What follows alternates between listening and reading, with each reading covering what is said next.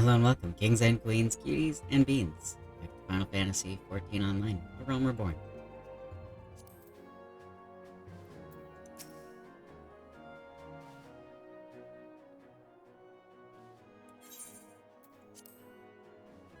Beings held as gods also exist in what you call the Far East. Legends tell us that they walked among us in days of yore, but I confess that I never truly believed them. That I should live to behold one is humbling and horrifying in equal measure. Now that I have come face to face with the Primal, I do begin to understand why the Garleans fear them so. What's happening? What is it? A message, Admiral. I judged it best that it be delivered at once. I'm listening. According to the Yellow Jackets, a man has appeared who claims to have defeated Leviathan.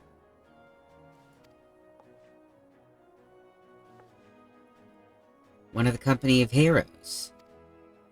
The details are yet hazy, Admiral. We have dispatched one of our own to question the individual. I am disinclined to put any store by this claim. And even should it be true, it is as Y'shtola said. None save the company of heroes have bested Leviathan, and we know how they went about it.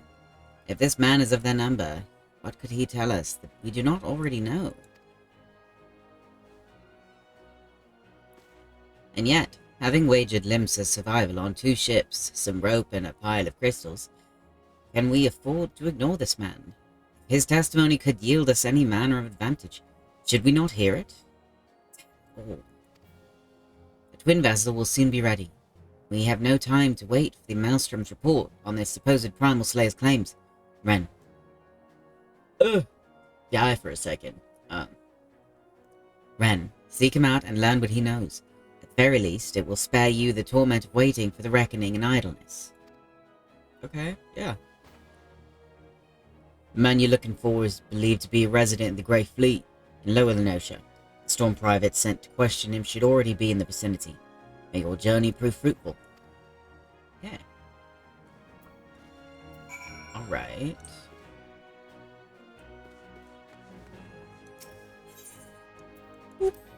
Love the music.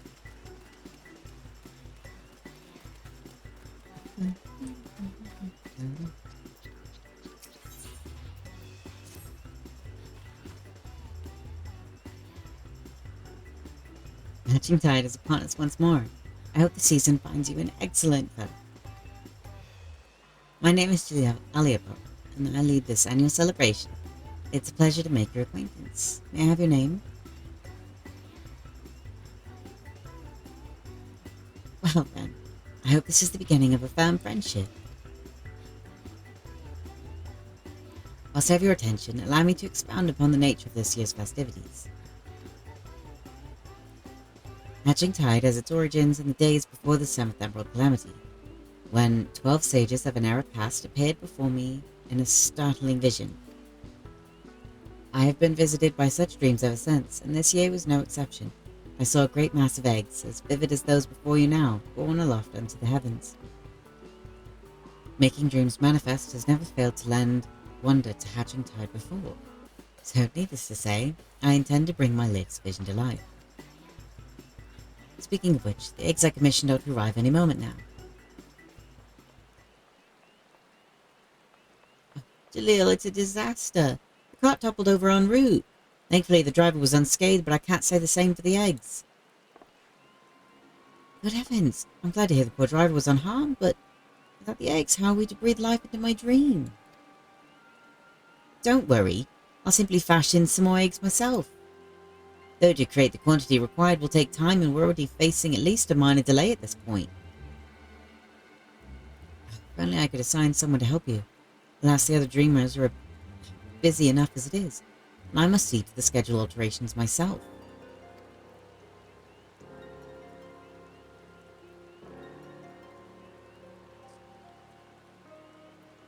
But wait, Ren, perhaps you'd be willing to lend a hand. It's a pleasure to meet you, adventurer. I do hope you'll consider helping us get Hatching Tide back on track. Yeah, I can do that. Thank you. The first order of business will be procuring more of the necessary egg supplies from the merchant. Our supplier should be in the market. He's a burly fellow, so he won't be difficult to spot. We can only hope he has enough stock. Alright, let's go check.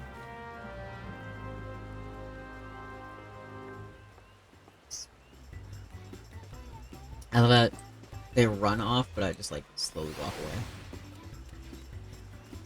So let's go over. Yummy donuts.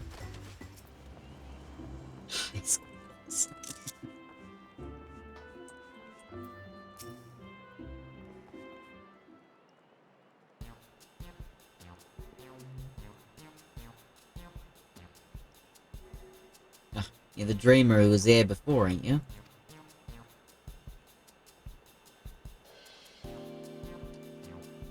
Alright, almost to be sure. For any more supplies you need, though. Is there really nothing you can do for us? Well, I do have some tatty old odds and ends, surplus wares that might be of use. If you want them, they're all yours.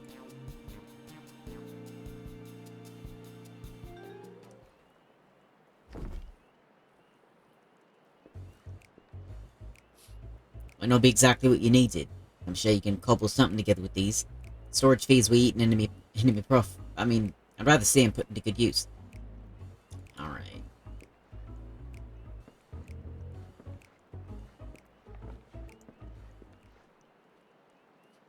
When I ordered the initial batch of supplies, I remember thinking what a kind fellow he was.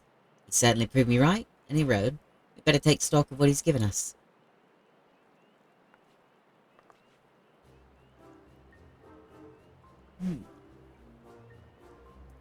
Let's see. This leather looks durable enough. We have some metal springs and rings that could do for a mechanism of some sort. And these lengths of timber could be cut down to a more portable size. I think these herbs and resins are used to concoct water-repellent alchemical solutions. Never tried it myself, but there's a first time for everything. Besides that, there are plenty of bits and bobs. We should have no trouble when it comes to decoration. What are we gonna make? Fortunately, we won't be able to recreate the eggs Jahil saw in her dream with these. We can make something far easier to get off the ground though. Parasols. The trick will be making them look eggy enough.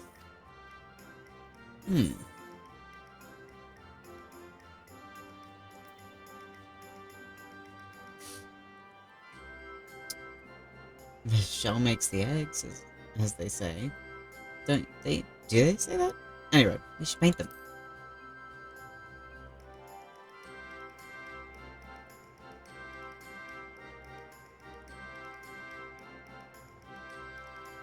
Sorry. You're right. Some festive patterns on the outer canopy and a convincingly eggy structure. The parasols might just make for a worthy replacement. Parasols are a sight more fiddly than your standard egg, though. With just the two of us, production will take far too long. So we'll need to enlist further help, just as I did with you.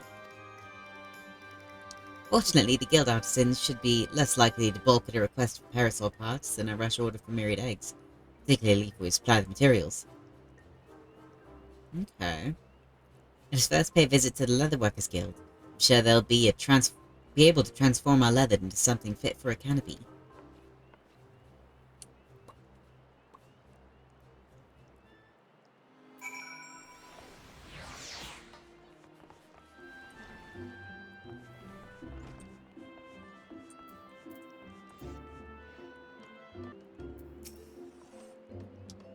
It isn't Ren. You must be the adventurer assistant Nanoto spoke of. She was just informing me of your plight. Many of our apprentices are looking forward to the Hatch and Tide celebrations. You should have the guild's aid. Although I'm afraid we lack some of the resources needed to work your leather into parasol canopies. The material is water resistant to a degree, but nevertheless porous. Untreated, it will degrade over time and begin to rot, but our stock of coating is perilously low at the moment. If it's water repellent you're after, say no more. We just so happen to have the necessary ingredients, so I can see to its preparation. In the meantime, you take this timber over to the Carpenters Guild and request they craft a parasol frame? We can meet up by the Black Rabbit Traders stolen on. Yeah, I can do that. Let us go.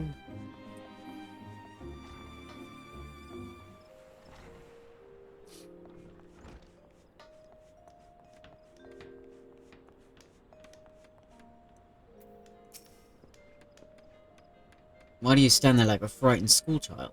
If you need something, speak. This.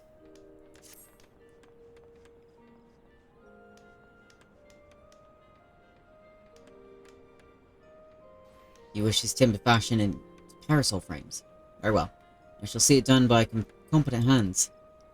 The younglings in the Acorn Orchard await the festivities. For their sake, no effort will be spared in the parasol's preparation. We shall commence work right away. Let your associates know the Carpenters Guild as the matter in hand. Thank you. I love when everybody works together. It's awesome.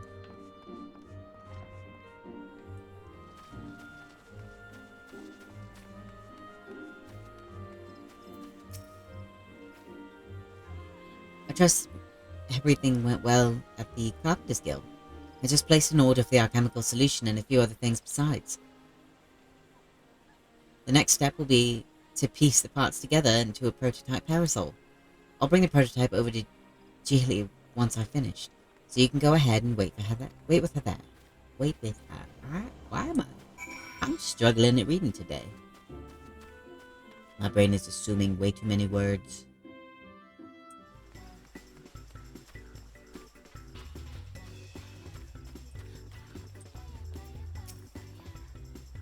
Welcome back, Ren. You'll be pleased to hear that I've adjusted the schedule to accommodate our little mishap, and all is set to proceed. How fare the eggs?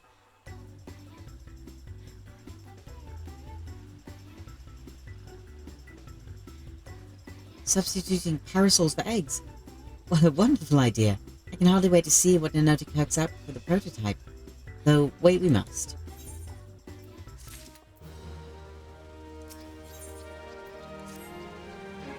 The note will surely be along any moment now.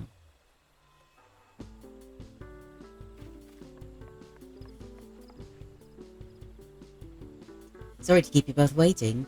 Allow me to present you with the very first Archon Egg Parasol.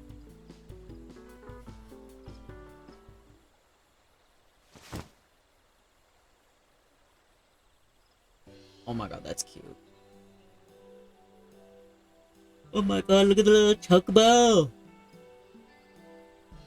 The little chocobo on top is so cute! What a fine example of ingenuity. It's magnificent. I'm so glad you approve. With your blessing, I'll begin producing more to distribute.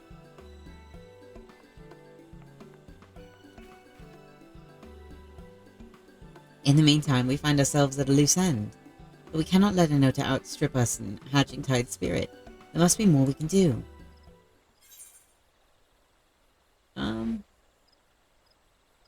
Let's show off your parasol to the townsfolk.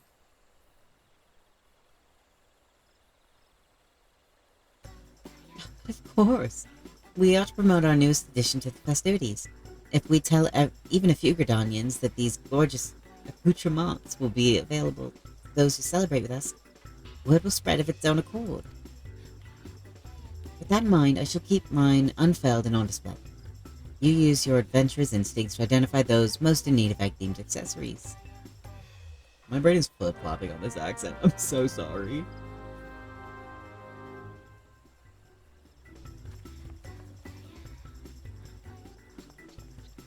That fat cat is so cute.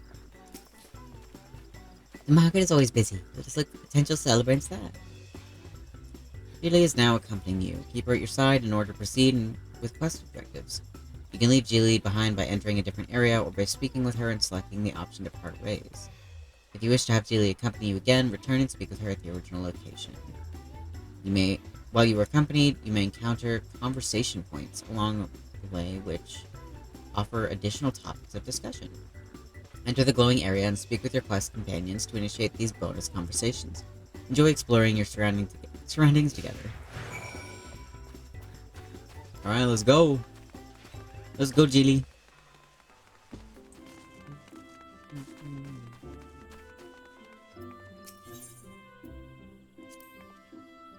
We dreamers are responsible for all the decorations you see throughout the city. Take that basket over there, for instance. I came up with the idea and a note of work to magic to create the final product. Yes. Oh, that's cute.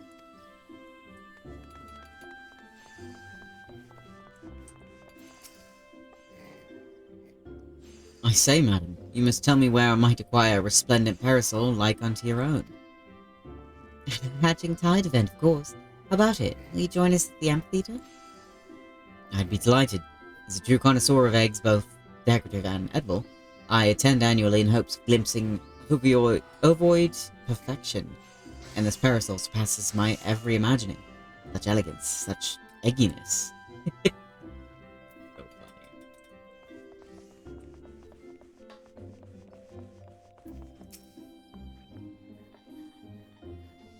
Hey, that parasol is an absolute delight.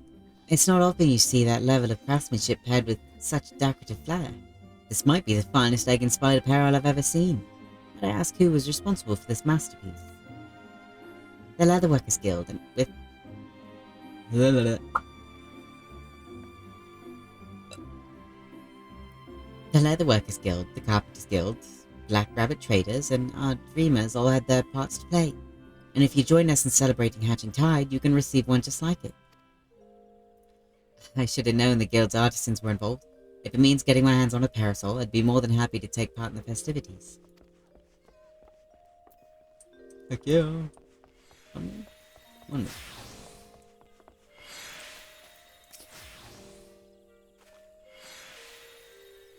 Heavens above! It's that adorable parasol fashioned after an Archon egg. Exquisite, isn't it?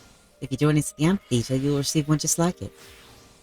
For years I've searched for a parasol as darling as an egg, getting sunburned and soaked by turns, and you offer me one free of charge? It's a Hatching Tide miracle.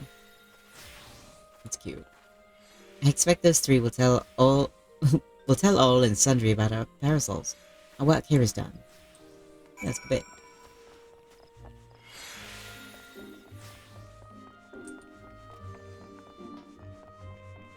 I hope we just go to here.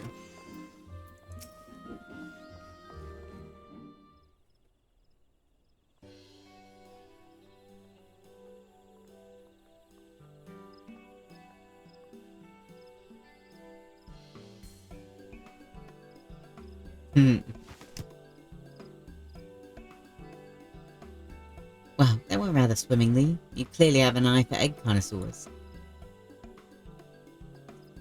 I shall go and see how many attendees are gathered at the amphitheater. Feel free to join us when you have a moment.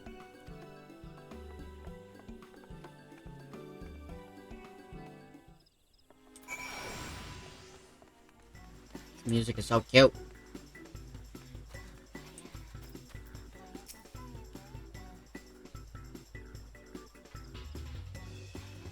Look, Ren, isn't the sight of those parasols simply marvelous?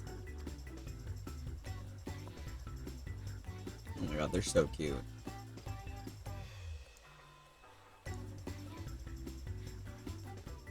Eggs held aloft just as in my dream. Hooray, we did it, Geely! We certainly did. Shall we officially declare this Hatching Tide a success? Hold that thought. You've yet to see the half of it. Who's this? Ooh, hello? My center! I'm not quite sure I follow. Quite a few customers asked about your parasols. More than can comfortably gather here. In fact, nevertheless, I took the liberty of handing out stock to those who came inquiring. With how many left my store with a smile on their face and a parasol in hand, the whole city is awash in floating eggs. It's incredible! To think the parasols are bringing joy even beyond our celebration.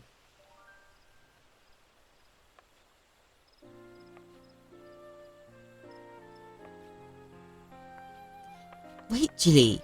They're one and the same, aren't they? The celebration is spread across the city, borne by a great mass of floating eggs.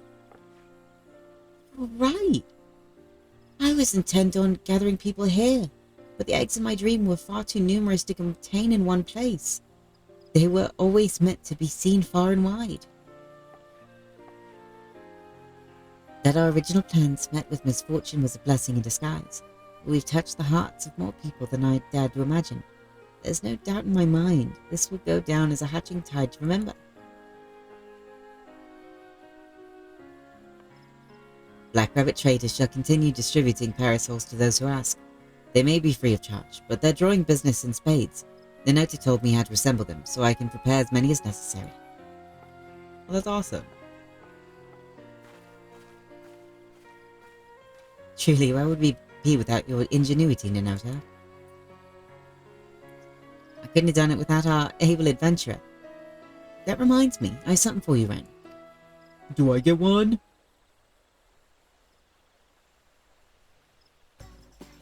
That's the very second parasol I ever made. After Julie's, of course. I thought it fitting that you receive it. Oh, thank you. With eggs aloft across the city, all that's left is to enjoy the festivities. Your work may have finished, Ren, but Hatching Tide most certainly hasn't. Cute.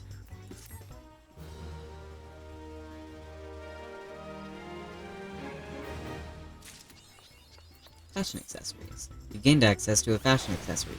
To use it, first select fashion accessories under character from the main menu. The actions to equip accessories can be used directly from the menu or registered to your hotbar. After equipping the fashion accessories, they can be removed by pressing the action again or by selecting put away from the hotbar. Though who would want to stop flaunting such stylish accoutrements? Fashion accessories may be equipped and removed as many times as you wish. Fuck yeah! That's awesome.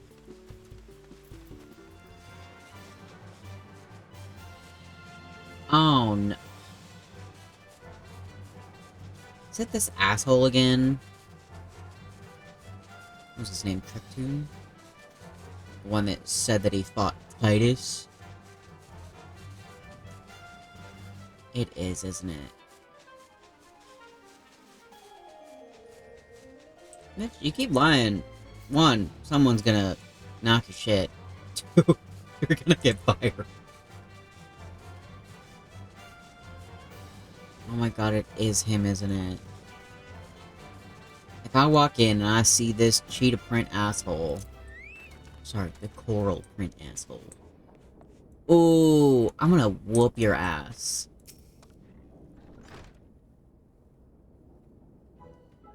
And look here, you.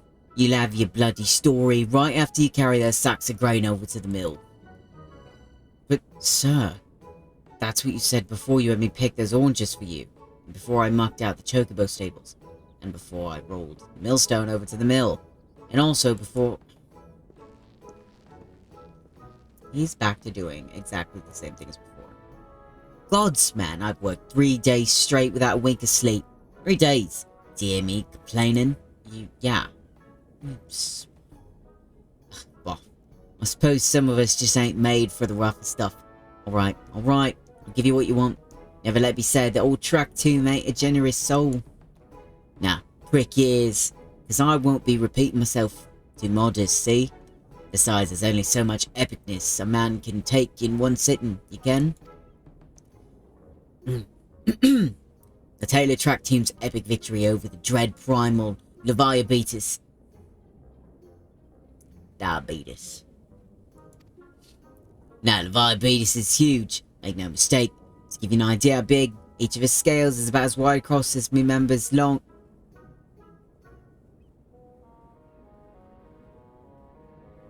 And that's no mean feat, let me tell you.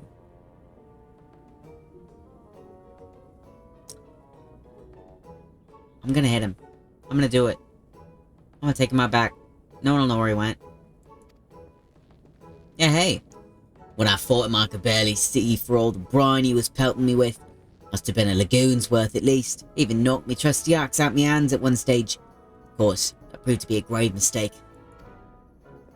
What happened next? Oh my god. Why, I grabbed him by the tail and tied him up in knots. But, not wanting to take all the glory for myself, I let my mates in the company heroes handle the rest. Like I said, I'm modest as well as heroic. Mayhap, too modest. Now, there's some who say you can never truly beat Leviabetus, that you've got to learn to live with him and make the best of a bad situation. Not the company, though. Hey, what's up? It's you! I'm sorry, I didn't mean it. I was just enjoying the attention is all. I take back everything I said. I was never part of the company heroes. I'm no marauder. I'm actually a complete coward. I'm nothing. I'm Chocobo Dung. No, I'm the maggots you find wriggling in Chocobo Dung. I often lie to women to tumble them, and that don't happen much. Remember's tiny. It's pathetic. I hate this conversation. I sure as else didn't fight Levi Vetus, but I have seen him with my own eyes. It was a fair few years back when I was working as a baker's hand. I was shirking my duties one day loitering about the harbour when I saw it. A great big massive sea serpent some moms off the coast with a fleet of galleons making straight for it, cannons firing. I was so bloody scared I saw myself right there and then. You know, sometimes you say too much. What? Oh god, just remembering that day made me saw myself all over again. Sir, wait, if you're asking about after Levi Vetus, it means you're planning to fight him, ain't you? Well, take care, he really is terrible, dreadful. I tell you, if you're not careful, you'll end up in his gullet or at the bottom of the sea. Are you worthless lying whoreson? Can't believe you made me handle Chocobo Dung. Yeah, sounds about right. Bran, this is Menthilia. Were you able to learn art of use against Leviathan? I beg your pardon. Leviabetus. I see. That is unfortunate. At any rate, I have tidings for you. The twin vessel is now complete. We await you at the Moraby dry docks. Pray make your way here as soon as you are able. I'm gonna kick your ass. Like, I'm gonna kick your ass. It's gonna happen.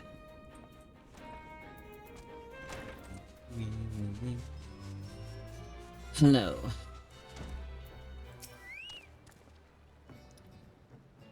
Told your jaunt to the Grey Fleet proved fruitless. No sympathies, lad. I'll wager it served to take your mind off the events of recent days, though. But enough of that nonsense. The moment of truth is upon us. The twin vessel, the Wall Eater, I call her, is complete. She surpasses all my expectations. In addition to her prodigious tonnage, she has been fitted with a platform that you and yours might maneuver freely in back. I would mention also that she is nigh unsinkable, not one to tempt fate. The Wall Eater and her crew stand ready, my friend. Just give the word, and we shall bury you to Leviathan. Started off in my little Uldan accent. I had to go back to the Limta.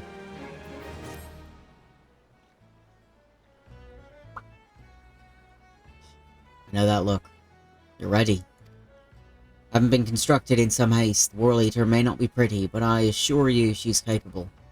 She's been fitted with what our friends at Naldik and Vermelis are calling the Elemental Converter. Assuming the thing works, it will use the power of the corrupted crystals on board to rob Leviathan of his hold over water. Depending on how the battle unfolds, you may well need to activate the device manually. Keep that in mind. I went a little too Scottish. It's fine.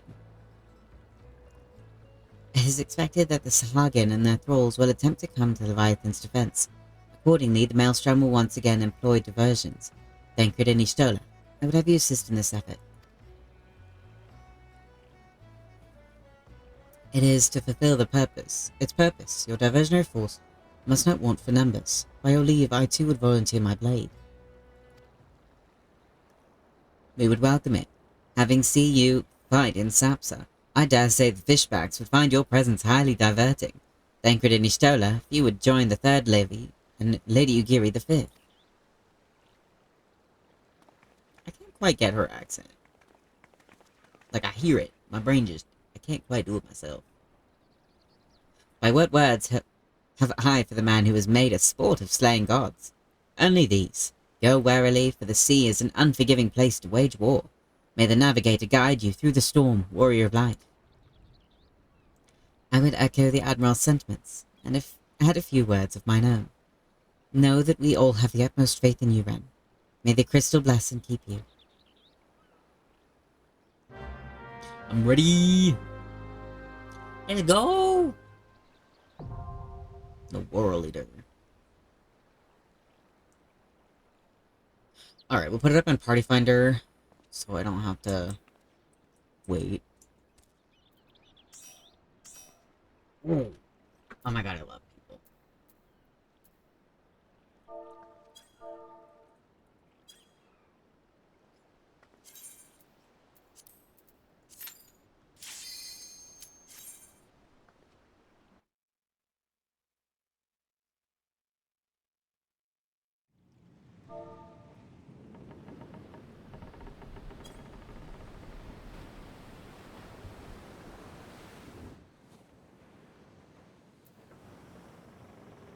Ooh, there he is.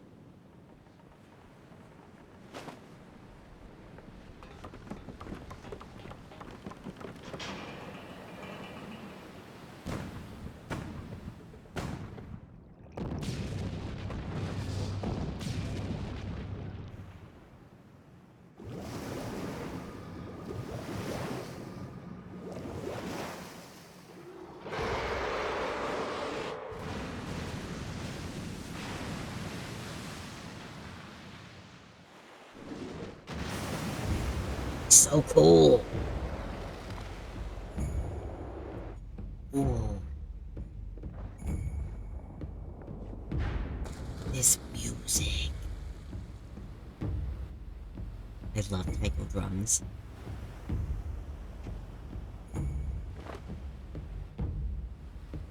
Oh, that lighting is so cool.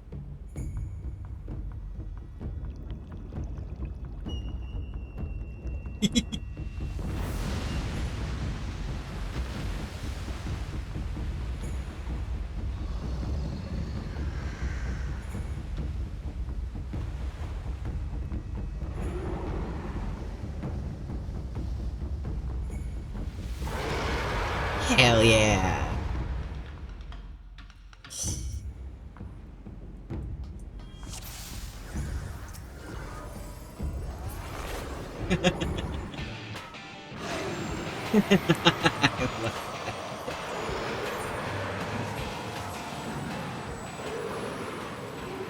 That is a very dramatic death.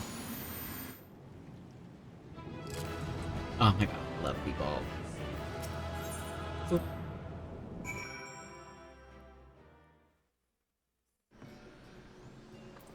Nice. Simple, fast, beautiful.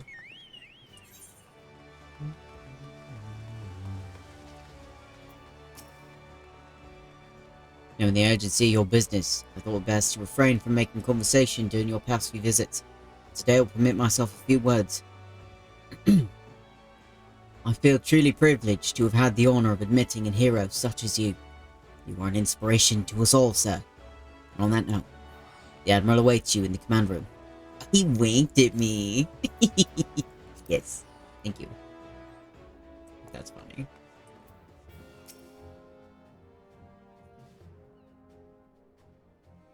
We Lominsons are sworn to strive, till sea swallows all.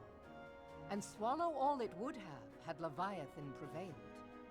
That we still strive now, we owe in no small part to you. Not for the first time, you have delivered Limsa Lominsa from the wrath of a primal. Never has our nation known a stouter ally. On behalf of my people, I give you my humblest thanks.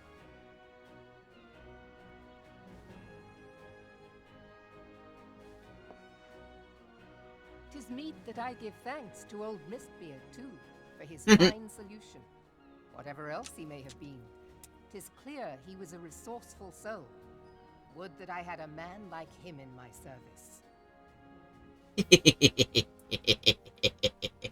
She's like, I know. I know. Before You I can't set keep that foot in secret. these lands, I had no inkling that the people of Eorzea contended with such mighty foes. Suffice it to say, their existence came as something of a shock, as did the idea that they could be defeated. This experience has served to remind me of the vastness of the world, and the boundless potential of man. Though I am but a refugee in this realm, I would fain be of use to you in your fight. Know that I am tutored in one of the foremost combat arts of the Far East. It may seem outlandish to the Eorzean eye, but should any of your people care to learn, I would be pleased to initiate them. And I will see to it that they are grateful. I have no doubt that your knowledge and skills will serve us well.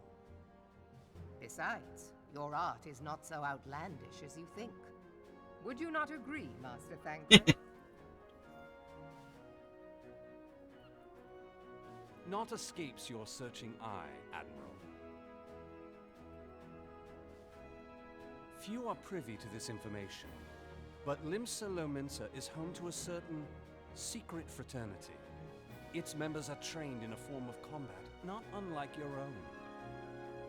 By my judgment, it should not be beyond such individuals to adapt to the techniques I witnessed you employing with such admirable deftness. I am heartened to hear this. I too noted a kinship between your style and mine own, though it seemed to me that you fought differently in the beginning. I suppose I did. What can I say? I'm a man of many talents. Though you may labor to believe it, Thancred was once something of a scoundrel who fraternized with the criminal class in these parts. Yestola! You jest, of course. But for a chance encounter with Alphino's grandsire, he might never have left Limsa Lominsa, or received an education in Sharlayan, or taken up his post in Uldar, which is where he trained in the blade, lest you wonder. They're just outing this man. Minfilia, please! It would seem there is more to you than meets the eye, Master Thancred.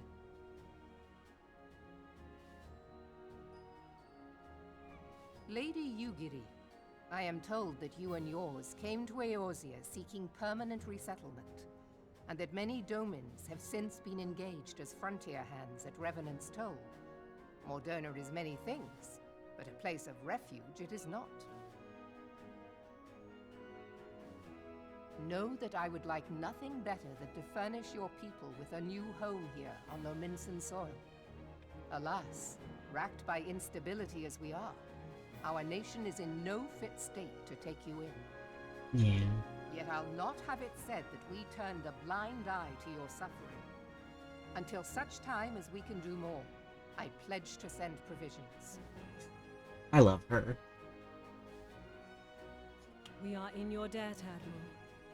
I realize that it scarce qualifies as repayment, but if it please you, I shall set about sharing my martial knowledge with your people at once.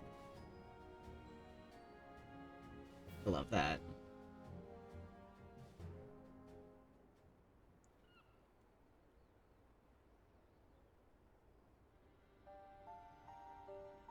You wished a word in private. Oh?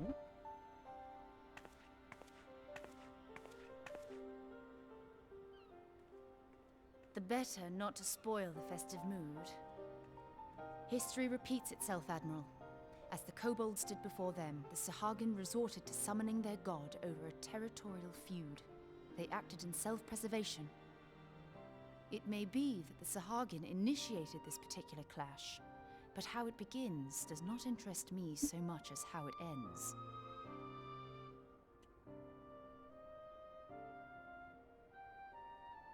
I have not forgotten our conversation, Y'shtola. I am aware that man bears part of the blame for the Primal's existence. Nor am I ignorant of the Sahagin's reason for acting. They sought to secure a place to breed and multiply that their kind might survive. Self-preservation, as you say. But we have as much right to live and thrive as they. If our own survival is threatened, are we to lay down our arms and welcome oblivion? I feel like you're trying to strip them of the only place they have. And so you kill, that you might live. Yet if living is a right, then that right belongs to all peoples, be they men or beastmen.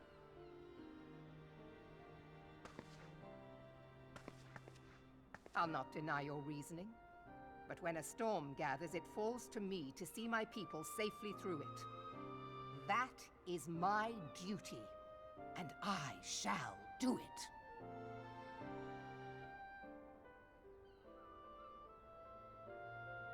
As must we all, Admiral. Stay the course then, but know that it will lead to no good end.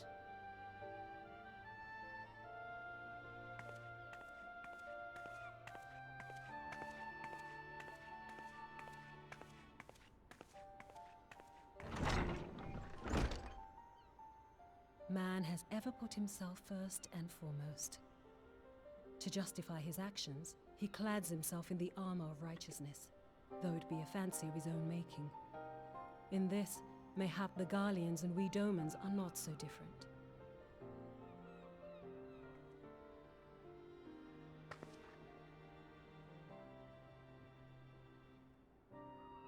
Eorzea has become as a raging sea. If we are to keep our heads above the waves, we cannot scruple to drown the man next to us. When hopes of coexistence founder, strength must determine who has the greater right to live.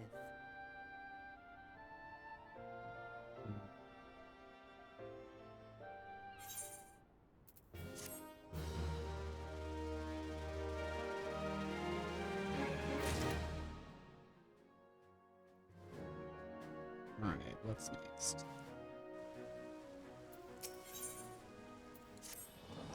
Emerald has informed me of the arrangement. I have in my keeping a letter of introduction for Lady Ugiri. To the south stands a gate leading to a pier for small fishing vessels. Look for an inconspicuous Huron man there, and present the letter to him. He serves as a gatekeeper of sorts. Now, before you go, I'm obliged to remind you that the members of the fraternity to which you would be induced abide in the shadows of Leminson society. They value their independence more highly than pirates and are united by a bond stronger than mithril. To wit, they are invariably wary of new faces. Though it be penned by the Admiral herself, mere words on parchment will get you only so far in their confidence. You must work for every ounce of trust they place in you. But here is the letter. Go to the aforementioned place and show it to the aforementioned man. Oh, and luck.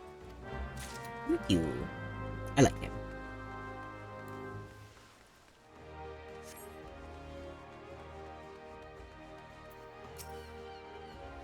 Good business, new adventurer.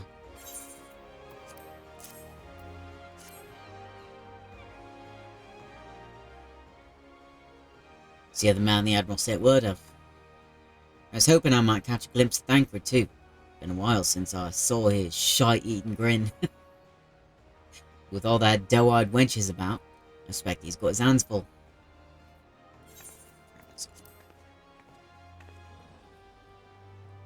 You must be the Far Easterner that Melvib says wants to train with us. Welcome to Limsa, my lady. I'm Ugiri of Doma. It is an honor to make your acquaintance. I must confess, when first I learned of your organization, I had certain preconceptions as to the nature of your membership. It would seem I was mistaken. You're not the first person to say that, lass. Limsa's a city of pirates, to be sure. Pirates don't give two farts about keeping a spotless reputation. They hardly need a secret society to do their dirty work. Might be as my people and I keep to the shadows, but we've got nothing to be ashamed of. It's simply better for business that we remain unseen. It's the Rogues Guild, I'm assuming. And so you've developed fighting techniques suited to this purpose. I see. Know that the practitioners of my art, too, are denizens of shadow. It is in stealth that our strength lies. There is much we might learn from one another, I think. And what in the 7 L's are we waiting for? If you'd come with us, you Gary, we'll do what's it. We can get acquainted in more private surrounds. That didn't come out right, did it?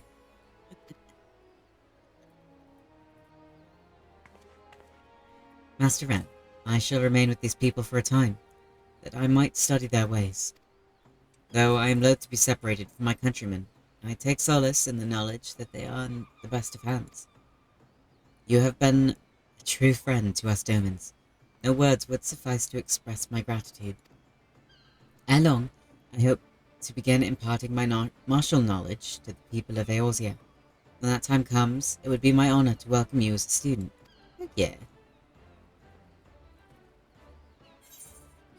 Fuck yeah.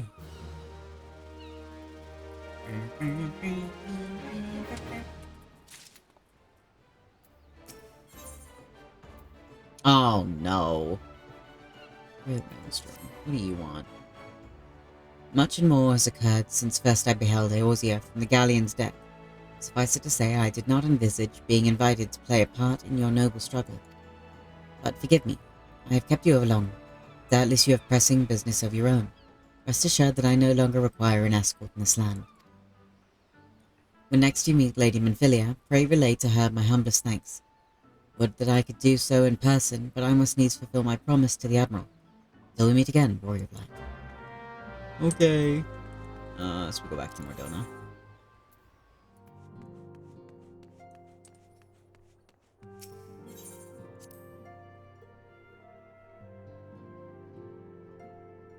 The Pinfilia.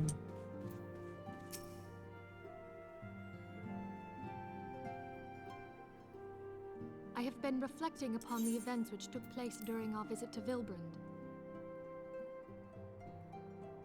If you have a moment, I would share my conclusions with you. Please, bear with me. Yeah. When the Sahagin Elder summoned Leviathan, he employed the power we have come to know as the Echo. Though I cannot well explain the how of it, it would seem he became immortal in so doing. When the Admiral subsequently slew him, his spirit emerged from his lifeless flesh, a consciousness shorn of physical form. Thus transfigured, he took up residence in the body of his minion with the ease of a man donning a favorite glove.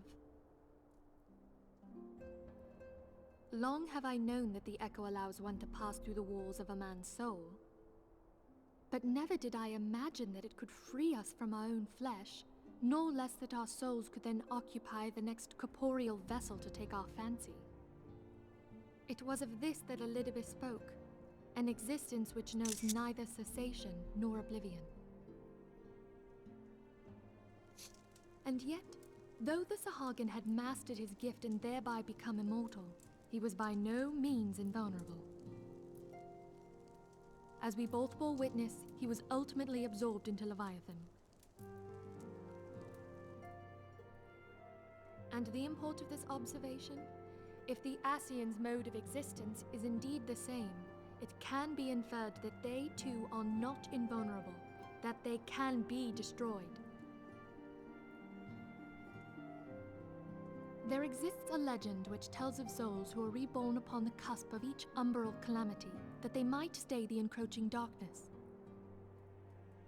To most, it is but a fairy tale, yet recent events have given me cause to wonder. Could the legend in fact refer to the Echo? Probably. Much and more yet remains unknown, but I am confident that all will become clear in time. For the present, however, what matters is that the key to defeating the Ascians may at last be within sight. With Eorzea's aid, it is my hope that I shall fathom this matter ere long.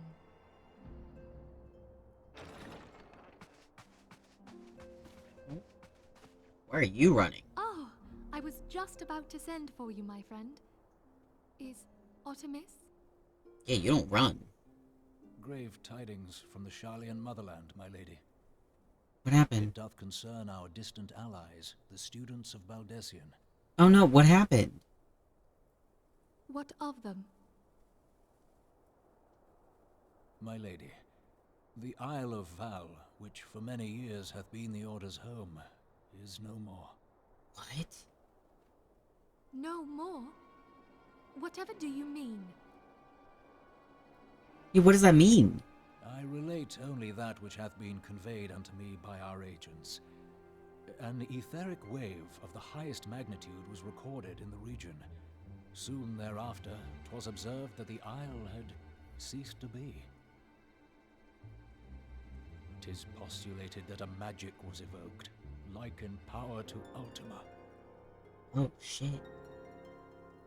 12 preserve. Well, that's not good.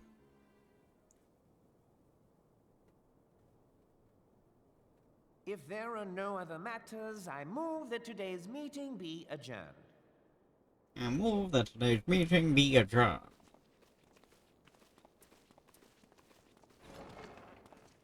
Why are you still sitting there? Lolorito? It's Lolorito, right? Or no, what was that the other one? Is this Teleji? Leggy out of Leggy? I get the two mixed up. It is done, my lord. Oh, this is Teleji, yeah. I... Forgive my impertinence, my lord, but these orders... What is done? I am uncertain as to what end they serve. What did you do? Revolution. What did you do? What is happening? Wait, what is... what? Wait, what? What did he do? Oh, I knew I couldn't trust him. Okay. Our friends. The very isle itself. Everyone and everything. No, no. It avails us not to speculate. Eorzea will send word if there are any developments. Until such time as he does, we must remain firmly focused on that which is within our power to change. With that in mind, I would speak of a different matter, one closer to home. It concerns etheric fluctuations, which we had previously attributed to good King Mogulmog XII. May he rest his name, good King Mogulmog XII, for he ever shall reign. That the king is no more is a blessing for which we have you to thank. Yet all is not well in the Twelveswood. Or our latest readings reveal an ongoing etheric disturbance of considerable magnitude. They may even suggest the presence of a primal. Ooh, now are we getting to the Sylphs? That's what I thought we were getting to before. I didn't realize it was the Mughals last time. Needless to say, the mere possibility warrants immediate investigation, and I would have you... Asilia, I do not wish to interrupt, but we have a problem. More? What now? What now? What now? What manner of problem? A band of refugees hailing from Uldar this time are come to Revenant's Toll seeking asylum. It would seem they expect us to afford them the same treatment we gave to the Domans. At present, they are in the 7th heaven awaiting a formal response. I see. Mayhap this was be to expected. I shall meet with them at once. Asilia, you know full well we haven't the resources to accommodate many more people. Consider what will happen if you do this. Word will spread, and more will follow. Your opinion is duly noted, but I will hear their suit.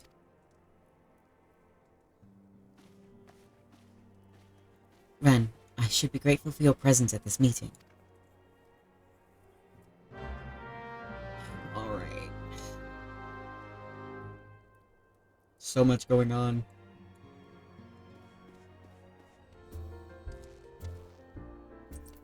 Hello.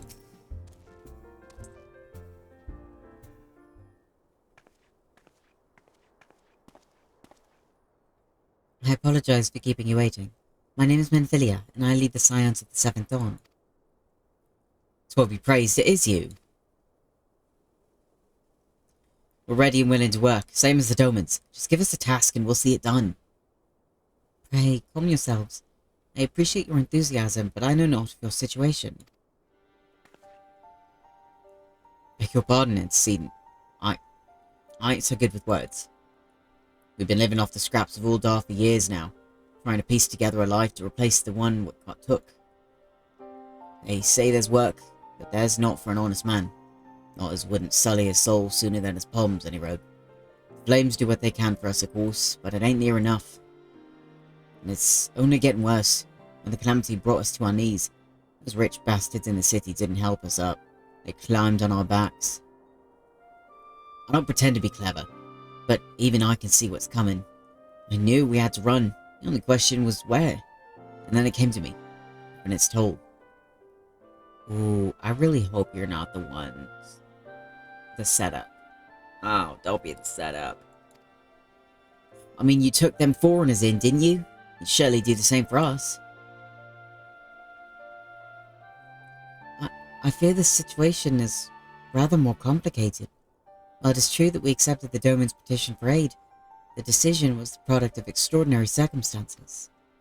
I sympathize deeply with your plight, but pray understand that it is not possible for an organization of our means to aid all who have been affected by the calamity. And so it is with great regret that I must deny your request. But we've nowhere else to go. You're turning your back on us. Honey. Oh. If I might have a word. Satoru, is aught amiss? Oh no. Ill tidings from Uldar, my lady. Alphino has been wounded. How? What? How? Is it serious? I cannot say for certain, but I fear it might be. According to the flames, the refugees started a riot. They went wild, apparently, lashing out at any and everyone. That can't be right. Why would they? It must have been provoked. The demonstration was meant to be peaceful. 7 L's, now the Blades will have an excuse. They'll round us up and kill anyone who tries to resist. Antecedent, please. If you won't help us build a new life, at least help us keep the ones we've got. Can we do something? My lady. This is what Lolorito, or the fucking Teleji. I keep saying Lolorito. He's the one with the mask. That's what he was doing. We are not ones to stand idly by and watch innocents suffer. However, until we know more of the circumstances surrounding this riot, I am not certain what aid we, if any, we can provide. If the authorities determine that the refugees attacked without provocation, then those responsible will have to answer for their actions. How can you be so blind? Let me go. Find Alphino, and quickly. If he is in danger or worse, I would have you and none other by his side. Yeah. Thank you. Pray do not concern yourself with the matter we were discussing earlier. Ida and Papalima will see to it. Alphino is being treated at the Hourglass. Hurry, Ren. Okay. Oh my god, there's so many things happening right now. This is 1,000,000% Teleji. Alright, let's go. I really hope he's okay. I hope it's just being over-exaggerated by telephone, because telephone never ends well. Are you good? He's standing.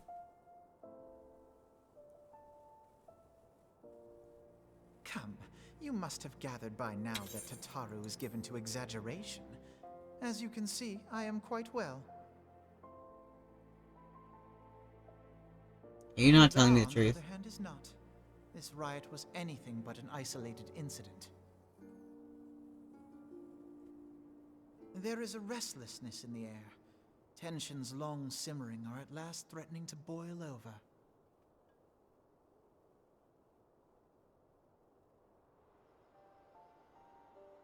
Ul'dah is a nation infamous for the great disparity between the wealthy and the poor. The majority of the populace accepts this state of affairs because they believe that every man bears responsibility for his own lot in life. To an Ul'dan, money is the foremost, and some would say the only measure of a man's worth. Small wonder that the wealthiest wield the greatest influence.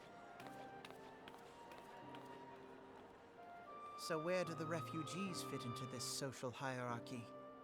What place is there for those who fled Alamigo and the destruction of the Calamity? Plainly, there is none. They have no wealth, no power, and no worth. To the Ul'Dan way of thinking, they may as well not exist. Yeah. Choosing to ignore their existence, however, is patently not an option. General Reborn and the Sultana understand this, which is why they ordered the Immortal Flames to provide the refugees aid and succor.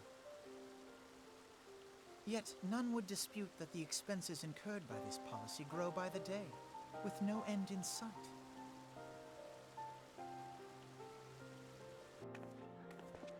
This has prompted more and more Ul'Dans to question their obligation to aid these worthless wanderers.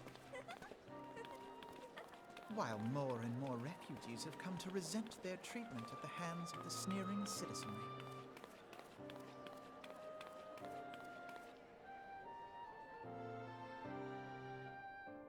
The manner of Lord Lolorito's refusal to grant the Dolmens asylum bespoke a disdain for all refugees, an attitude shared by the rest of the monetarists. And you may be sure they make no effort to conceal their opinions. It was only a matter of time before the refugees united in protest, nor is it any surprise that some among them would ultimately resort to violence.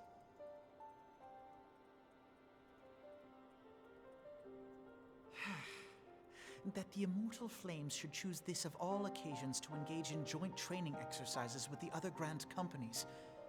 By the time they return, the situation may well have deteriorated beyond mending.